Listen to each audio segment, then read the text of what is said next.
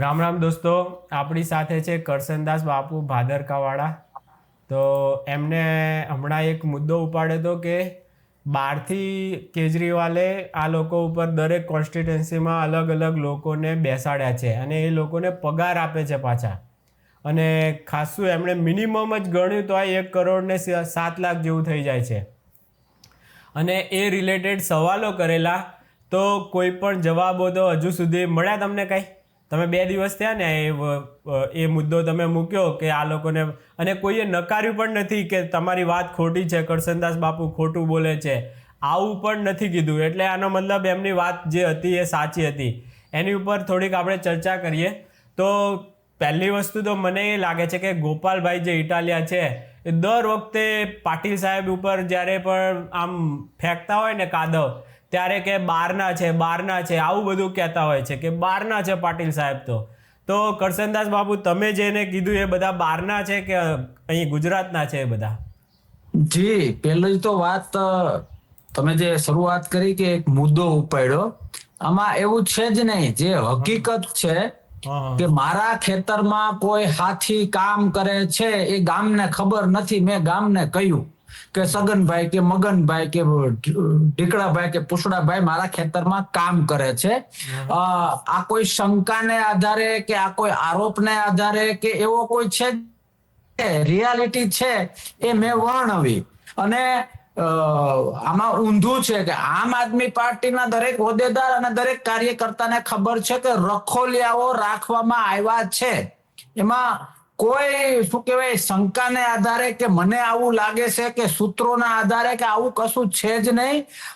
મેં ત્યાં મારા વિડીયોમાં પણ મૂક્યું હતું કે 182 વિધાનસભા વાઇઝ એક વિધાનસભા સહયોગી છે જે તમારા પ્રશ્નનો સીધો જવાબ કહું કે બધા જ ગુજરાતના બહારના છે. બરાબર. 182 એ 26 ભાઈ લોકસભા ઇન્ચાર્જ, 5 ઝોન છે તો એ 5 ઝોનના અલગ અલગ માણસો, પછી સ્ટેટ લેવલે 1-2 માણસો પ્રભારી ને તો સમજો કે હોય. એ તો દરેક એ તો એક વ્યવસ્થાનો ભાગ છે. બરાબર.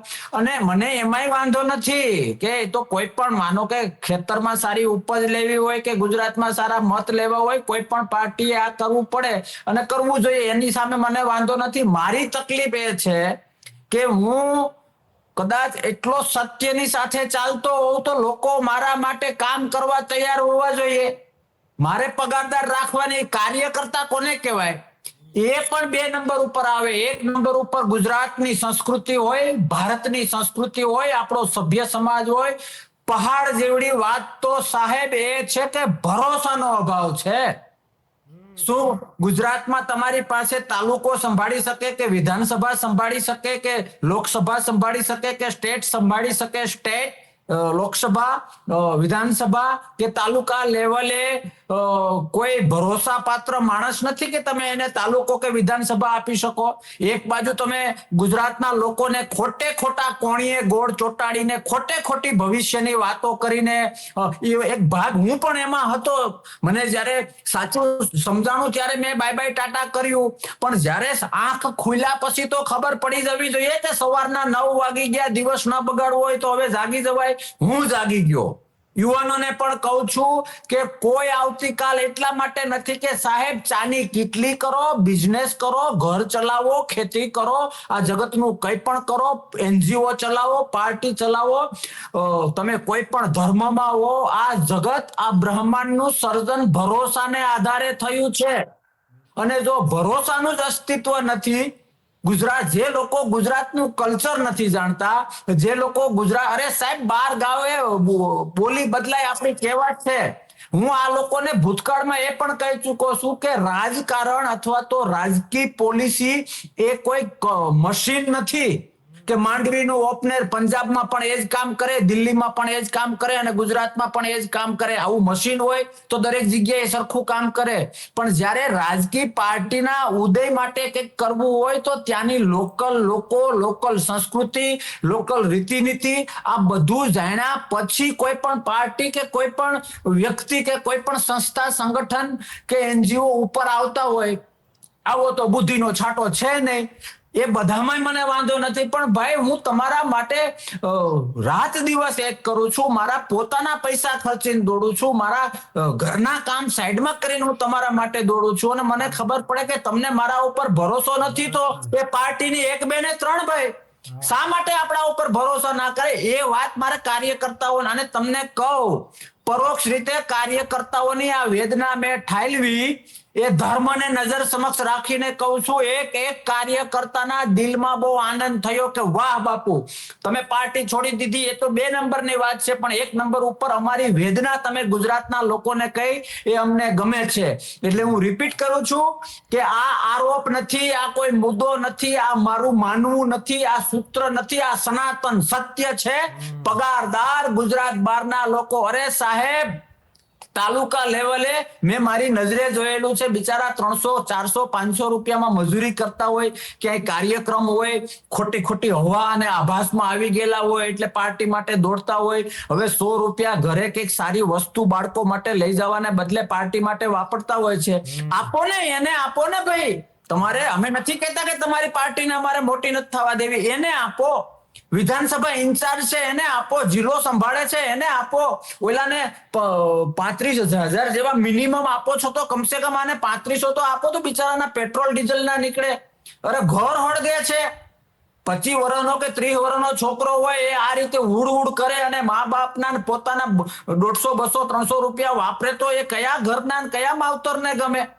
કહેવાનો મતલબ કે મારે મારા સ્વાર્થ માટે આવું ન કરવું જોઈએ. અને ગુજરાતની જનતાએ ભરોસા વગરના ગલુડિયા નથી સ્વીકાર્યા, ભરોસા વગરના બળદો નથી સ્વીકાર્યા, તો ભરોસા વગરની આઈડિયોલોજી નહીં સ્વીકારે, એ છાતી ઠોકીને આપણે કહી શકીએ. જી બિલકુલ સોરી, મેં મુદ્દો કીધો, આ મુદ્દો નથી, આ હકીકત છે. હકીકત છે. આ મુદ્દો ના કહેવાય. તમારી ઉપર હું સમજવામાં મારી ભૂલ થઈ કે આ તમારી ઉપર કોઈ ભરોસો ના મૂકે, તો તમે એની સાથે કામ પણ, આ તો મફત કરવાનું છે ને, કાર્યકરો એ બધાએ, અને તમે એની ઉપર એટલું પણ આ ઠગ દિલ્હી વાળા ઠગ એની ઉપર જરાય ભરોસો ના કરી શકે, તો તમે કામ કેવી રીતે કરી શકવાના?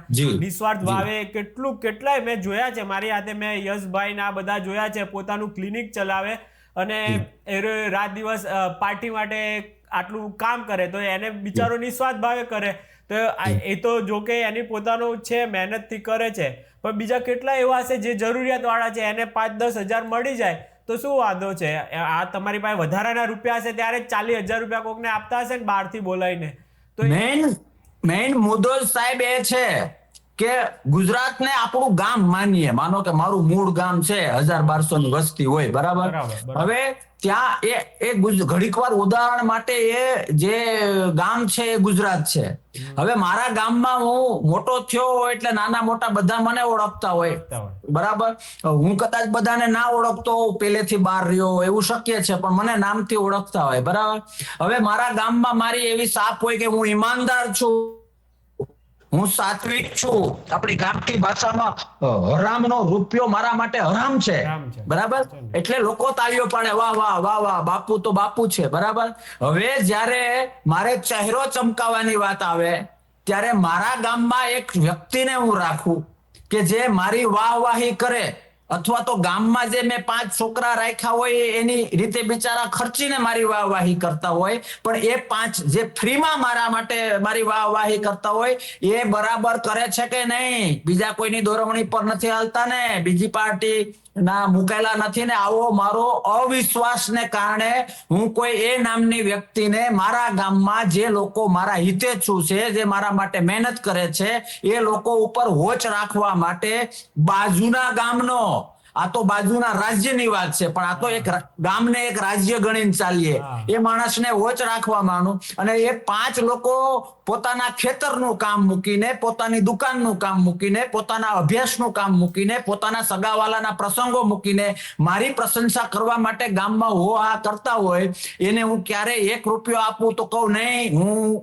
ગરીબ છું, હું ઈમાનદાર છું, એટલે આપણી પાસે એવા પૈસા નથી, આમ છે તેમ છે, તમે પોતે ખર્ચો અને આ રીતે કરો, એમ છતાંય એ લોકો કરવા તૈયાર હોય. મારી ખોટી વાતોમાં આવીને, મારી આભાસી વાતોમાં આવીને, મારી આવતીકાલમાં હળાહળ અંધારું હોવા છતાંય હું પ્રકાશ બતાવું એવો આભાસ ઉભો કરીને એ લોકો મારા માટે કામ કરતા હોય અને એના ઉપર મને ભરોસો ના હોય અને હું એ કહેતો હોઉં કે મારી પાસે કઈ નથી, બસ આપણે ખાલી ઈમાનદારીથી મહેનત કરવાની જરૂર છે. હવે પોલ ખુલે કે બાપુ અમારા ઉપર જે ધ્યાન રાખવા વાળો માણસ છે એને તો ઓછામાં ઓછા મહિને 35,000 આપે છે, તો બાપુ એક બાજુ કડકાઈની વાત કરે છે, એક બાજુ ગરીબીની વાત કરે છે, અમારા ઉપર ભરોસો નથી. ચલો એ વાંધો નહીં, પણ એ 5 ના મનમાં એ તો થાય ને કે આ 35,000 આવ્યા ક્યાંથી. બિલકુલ. ગુજરાત ગુજરાત પૂછે છે, લોકશાહીનો પ્રેમી પૂછે છે, એક એક કાર્યકર્તા અને એક એક યુવાન પૂછે છે કે મિનિમમ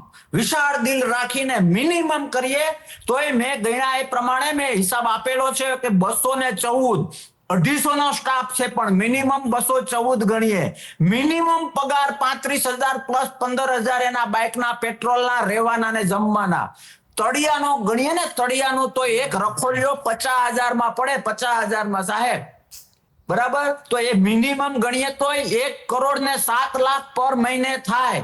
સાહેબ આવે ક્યાંથી? માણસને 10 રૂપિયાની ચટણી લેવી હોય તો આંખમાં પાણી આવી જાય છે.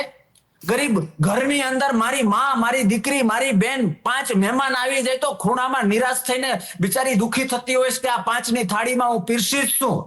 આ હકીકત છે, રિયાલિટી છે, વાસ્તવિકતા છે.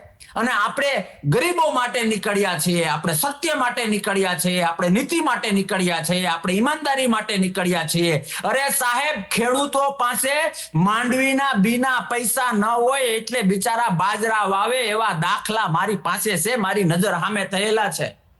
અને એક બાજુ તમે કરોડો રૂપિયાના પગાર આપો છો, એક બાજુ તમે ગુજરાતની ખોટે ખોટી ચિંતાઓ કરો છો ને ગુજરાતી તમારા પોતાના. અરે સાહેબ, તમારા દીકરા ઉપર હું ક્યાંથી ભરોસો કરું જ્યારે મને મારા પોતાના દીકરા ઉપર ભરોસો ના હોય. આ લોકોને એમના પોતાના કાર્યકર્તાઓ ઉપર ભરોસો નથી, પોતાના નેતાઓ ઉપર ભરોસો નથી. તમે બહારથી માણસ મોકલો, અમને કઈ વાંધો નથી, ચલો ભરોસો નથી તમને મુબારક. એને તમે ઘરના છોકરા ઘંટી ચાટે અને પાડોશીને આટો, આવું થોડું ચાલે ભાઈ. એટલે મારી એ વેદના ગુજરાત જાણે એવી મારી ઈચ્છા હતી, એટલે એ મેં વાત કરી. અને ફરીથી રિપીટ કરું છું કે પાર્ટીના કાર્યકર્તાઓએ દિલથી એ વધાવી જ છે. ઘણા લોકો મારા કોન્ટેક્ટમાં છે, એ લોકોએ વધાવી જ છે કે બાપુની વાત સાચી. તાકાત હોય તો સાબિત કરે કે આવા કોઈ માણસો નથી, આવા કોઈ પગારદાર નથી, પ્રૂવ કરે. હવે સાહેબ, ડોક્ટર કક્ષાના માણસો છે, ડોક્ટર કક્ષાના માણસો. હવે કદાચ કોઈ એમ કે ના ના અમારા કાર્યકર્તા છે, અમે પગાર નહીં આપતા, તો ડોક્ટર મને કે તમને આપણું બાળક અથવા તો કોઈ 25 વર્ષ કે 30 વર્ષના દીકરા દીકરીને માવતરે ડોક્ટર બનાવ્યા હોય, બરાબર, તો હું ઘાસ કાપવા માટે બનાવ્યા હોય?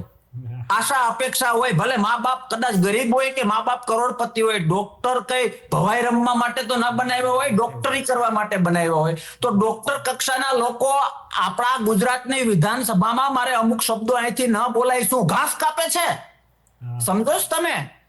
અને તમે એવો બધો એને કોઈ પાર્ટીનો પ્રેમ, કોઈ પણ પાર્ટી હોય, ડોક્ટર, હા પાર્ટીમાં ઘણા ડોક્ટરો હોય, દરેક પાર્ટીમાં હોય, પણ પોતાના એરિયાના અનુકૂળતા પ્રમાણે કામ કરતા હોય. ક્લિનિકો સાઈડમાં મૂકીને, પોતાનું વતન, પરિવાર બધું સાઈડમાં મૂકીને કોણ ભાઈ અહીંયા સેવા કરવા આવે? અને એ વાત અલગ છે. અને બીજી વાત એ છે કે ડોક્ટર કક્ષા વાળો માણસ બધું મૂકીને અહીંયા આવતો હોય, તમને એવું લાગે છે કે આપણે જે મિનિમમ કહીએ છીએ ને, મિનિમમ એ 35,000 માં કામ કરતો હોય? એ રકમ બહુ મોટી હોય, પણ આપણે તો ઉદાર દિલે મિનિમમ કહ્યું ને તોય કરોડોમાં જાય છે. વસ્તુ એ છે, તમારું જે કરવું હોય એ કરો, તમે કરોડો નહીં, એક માણસ પાછળ 50 કરોડ વાપરો, અમને વાંધો નહીં. આવે ક્યાંથી? એ તો કેવું જ પડે ને, ઈમાનદારી આવે ક્યાંથી?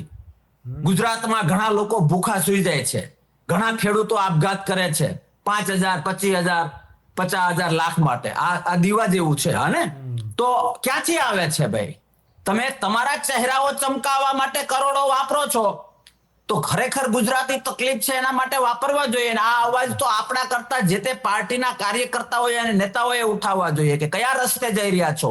તમારું સ્ટેટમેન્ટ, તમારી આઈડિયોલોજી અને તમારા કર્મ ક્રોસ થાય છે, એ ગુજરાત ન ચલાવે. જી અને તમે એક વાત કરી હતી ગરીબ પીડિત ખેડૂત આંસુઓના સોદાગર કેજરીવાલ જી, આવે છે, જી. એ પણ બહુ આમ એ વિડીયો મેં જોયો ને તો મને એમ થયું કે આ મારો જ અવાજ બોલી રહ્યા છે. બોલો કારણ કે આ લોકોને હું કેવા ગણું છું ખબર, તમારી પર ગુમડું થયું હોય ને તો માખી હોય ને માખી એ ગુમડા પર જ બેહે અને એ ખોતરીને એનું પોષણ કરે. આ બધા તમારા પ્રશ્નો, આપણા પ્રશ્નોને ખાલી ખોતરીને એનું પોષણ કરી લે છે અને એનો કોઈ સોલ્યુશન આપણું ક્યારેય આવવા દીધું નથી ને આવવા દેતાય નથી. હમણાં તમે બેલાનું પ્રકરણ જોયું હશે તો શું એમાં જુઓ તમે એવું કે ચેલેન્જો ઠોકી કે બેલાના ખાલી 2 પરિવારનો મુદ્દો હતો, પણ ચેલેન્જો ઠોકીને મૂળિયા એવા કજિયાના મૂળ ત્યાં નાખી દીધા કે હવે પરિવાર ક્યારેય 2 ભેગો નથી થવાનો. આટલી હદે આવું ગુજરાતમાં ક્યારેય પહેલાં જોયું નહોતું આપણે તો, કે આવું રાજકારણમાં 2 પરિવારોને આખા ગુજરાતનો પ્રશ્ન બનાવી નાખે આવડા નાના મુદ્દાને. તો આવું તમે હવે કેજરીવાલને પછી આવે છે એના વિશે પણ કંઈ કહેવું હોય તો, બાકી આપણો ટાઈમ થઈ ગયો. તમે મને 4:30 નું કીધેલું હતું, તમારે કોઈ ના જો તમે જે વાત કરી કે મારી વાત બાપુ તમે કરી, હવે આપણે તો આજે પહેલી વખત ચર્ચા કરી રહ્યા છીએ, પણ હું તમને મેં આંસુઓનો સોદાગર શબ્દ ત્યારે પણ વાપર્યો હતો ને આજે પણ ડંકાની ચોટ ઉપર વાપરું છું. સાહેબ હવે તો ઉંમર થઈ, બાકી અમે જયારે કોલેજમાં ભણતા ને સિવિલ હોસ્પિટલ અમદાવાદમાં, આપણા સૌરાષ્ટ્રના કોઈ પેશન્ટો આવે સગાવાલા ભાઈબંધ દોસ્તાર તો ખાલી ખબર પૂછવા આવતા ને, એ લોકોને બ્લડ ની જરૂર હોય તો સ્ટુડન્ટ લાઈફમાં બધું ત્યારે થતું. હા બરાબર, ત્યારની વાત છે, વર્ષો પહેલાની. ત્યારની મને ખબર પડે છે કે કોણ ખબર પૂછવા લાગણીથી આવે છે અને કોણ ખબર પૂછવા પેશન્ટને જોવા આવે છે કે આ વિકેટને જવાની વાર કેટલી. આંખમાં પાણી હોય ને અંદરથી આનંદ હોય, આવા લોકો પણ એક સાયકોલોજી છે ને, આવા લોકો હોય છે. કેજરીવાલ સાહેબને મેં એટલા માટે એ વાત કરી હતી, કેજરીવાલ સાહેબને ખેતીના ખની નથી ખબર પડતી, ખેડૂતના વેદનાની નથી ખબર પડતી, બાજરો ચણા કે મગ કેમ વવાય એ નથી ખબર પડતી, બરાબર, બળદને જોડવા કેમ એ ખબર નથી પડતી, ટ્રેક્ટરને કઈ દિશામાં રિવર્સ લેવું એ નથી ખબર પડતી, અને હું મસીહા થઈને આવું. અરે ભાઈ, ખેડૂત ખરપિયા લે તો ઊભી પૂછડીએ ભાગવું પડશે. એટલે કહેવાનો મતલબ, મેં ઘણી બધા મીડિયામાં પણ સાહેબ, માનો કે આમ આદમી પાર્ટીમાં રાજુભાઈ કરપડા મહેનત કરે છે, મેં એની પ્રશંસા કરી, આજે પણ કરું છું. સાગરભાઈ ખેડૂત આગેવાન આમ આદમી પાર્ટીના મહેનત કરે છે, પ્રશંસા કરું આજે પણ. કોંગ્રેસ હોય, પાલભાઈ આંબલિયા, બીજેપીમાં પણ એવા નેતા હશે, બીજા ખેડૂત સંગઠનો પણ હશે કે જે ખેડૂત વિશે જાણે છે અને એના માટે દોડતા હોય. તો કોઈ પણ ખેડૂત, શોષિત, પીડિત, ગરીબ, કોઈ પણ ને તકલીફ હોય તો એના માટે લોકશાહીમાં આંદોલન એ મોટું હથિયાર છે અને લડવું જોઈએ. એ લોકોને હું વંદન કરું છું. પણ આંસુને આધારે પોતાના ચહેરા ચમકાવવા જો કોઈ ગુજરાતના ખેડૂતની આંખમાં ધૂળ નાખશે ને, તો એ કેજરીવાલ નહીં, કોઈ પણ પાર્ટીનો કોઈ પણ વ્યક્તિ હશે તો અવાજ ઉઠાવવો એ મારો ધર્મ છે અને મેં ત્યારે પણ નિભાવ્યો અને જરૂર પડશે તો ભવિષ્યમાં પણ ડંકાની ચોટ ઉપર નિભાવીશ. કારણ કે સાહેબ, કોઈના આંસુ ઉપર પોતાના સ્વાર્થ સિદ્ધ કરવાને એ સભ્ય સમાજ નથી સ્વીકારતો, ગુજરાતી સંસ્કૃતિ નથી સ્વીકારતી કે નથી સ્વીકારતા આપણા શાસ્ત્રો. થોડું પાપથી ડરવું જોઈએ. જી જી, એ પાપ પુણ્ય માનતા નથી આજના જે નેતાઓ બની ગયા છે ને એ લોકો. અને તમે જે ચેલેન્જ ની વાત કરી, 2 પ્રશ્નો ભેગા પૂછ્યા, બરાબર. હવે સાહેબ, હાવ સીધું સાદું નાનો છોકરો કે દીકરો કે દીકરી સમજી શકે એવી એક્ઝામ્પલ આપું. માનો કે આપણે બંને ભાઈઓએ એક 4 રસ્તે ચા પીએ છીએ. હવે ત્યાં કોઈ દીકરો કે દીકરીનું એક્સિડન્ટ થાય છે, બરાબર, અને બહુ સિરિયસ છે. એટલે પછી હું તમને ચેલેન્જ આપું કે ભાઈ, આ વ્યક્તિ, આ દીકરાને કે આ દીકરીને એ નામની હોસ્પિટલમાં લઈ જઈએ ને તો જ બચી શકે, બાકી નહીં બચી શકે. એટલે તમે મને હામી ચેલેન્જ આપો કે નહીં બાપુ, આ વ્યક્તિને, આ દીકરા કે દીકરીને બી નામની હોસ્પિટલે લઈ જઈ તો જ બચી શકશે. અને આપણી બીજા જે 5-10 લોકો ભેગા થયા છે ને, એ લોકો ઓલો તડપે છે દીકરો કે દીકરી, એના બદલે આપણી ચેલેન્જો તરફ જોવે છે. તમે ને હું અડધો કલાક હામી ચેલેન્જ આપીએ, કાટલા પકડીએ, ત્યાં સુધીમાં બચી શકનારો માણસ મરી જાય છે. સાહેબ, બધા જ જાહેર જીવનના લોકોને 2 હાથ જોડીને વિનંતી કરું કે એ ચેલેન્જ કરતા આપણે એને તત્કાલ હોસ્પિટલે પહોંચાડવો જોઈએ. પબ્લિકને પ્રોબ્લેમ સોલ્વ થાય એમાં રસ છે. ચેલેન્જને લીધે પોતાના ચહેરા ચમકાવવા માટે, પોતાની ટીઆરપી વધારવા માટેના ધંધા બંધ કરાય. જે પ્રોબ્લેમ છે એનું હલ કઈ રીતે થાય એ મહત્વનું છે, અને એ જ લોકશાહીનો સાચો પ્રેમી છે. બાકી ફાકા ફોજદારી કરનારાઓનો તો પાર નથી, ખૂણે ખૂણે છે, પણ ગુજરાતીઓ શાણા છે, ગોતી લેશે. જી, બહુ સારો પ્રકાશ પાડ્યો કે ઉદાહરણ આપીને તમે સમજાવ્યું. ચેલેન્જ પેલા વ્યક્તિને હોસ્પિટલ સુધી પહોંચાડવો સૌથી પહેલી પ્રોબ્લેમ સોલ્યુશન મહત્વનું છે, સોલ્યુશન. જી, એ જ અને આ બેલામાં પણ એવું કર્યું. એ બંનેને પરિવારને મળાવ્યા હોત ને કે તમારો શું પ્રોબ્લેમ છે, આપણે પહેલા અહીંયા, તો પછી એ બેલા હંમેશ માટે હટી જાત, કોર્ટમાંથી પણ પાછા કેસ ખેંચી લે. પણ આવું કરતા નથી. હું આનંદ આશ્રમમાં ભણતો ને, આનંદગીરી બાપુ પાસે, સ્કૂલ વખતની વાત છે. એ અમને શીખવાડતા કે જે માનો કે કોઈ છૂટાછેડાનો સમાધાનનો કેસ હોય, છૂટાછેડાના સમાધાનનો કેસ હોય, તો એ સમાધાનની સમિતિમાં એવો વ્યક્તિ તો ના જ હોવો જોઈએ કે જેના ખુદના છૂટાછેડા થઈ ગયા હોય. બહુ સાચી વાત કરી. આવું મારા બાપુ કહેતા, અને ગુજરાતીઓ શાણા છે, આમાં બધું સમજી જશે. જી, ચાલો, ખૂબ ખૂબ આભાર કરશનભાઈ, કરશનદાસ બાપુનો, જેમણે અમને ટાઈમ આપ્યો, મારા જેવા નાના યુટ્યુબરને પણ ટાઈમ આપ્યો. એ બહુ તમારો ખૂબ ખૂબ આભાર છે. ચાલો, રામ રામ. જી, કોઈ નાનું હોતું નથી, શરૂઆત આવી જ હોય છે. Best of luck. Thank you. G.